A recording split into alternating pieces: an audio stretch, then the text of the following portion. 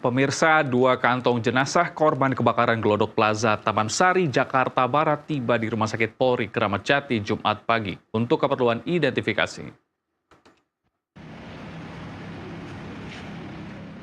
Dua jenazah dibawa menggunakan dua ambulans dan tiba di Rumah Sakit Polri sekitar pukul 9:44 waktu Indonesia Barat.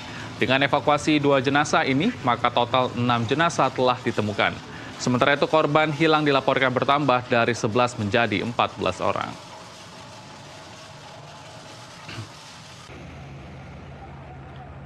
Sementara itu proses pencarian korban hilang masih terus berlanjut di TKP. Berdasarkan informasi yang disampaikan tim pemadam, kondisi reruntuhan di dalam bangunan dan kepulan asap yang pekat serta minimnya pencahayaan menjadi kendala dalam proses pendinginan dan evakuasi pasca kebakaran di Plaza Glodok pada Kamis malam.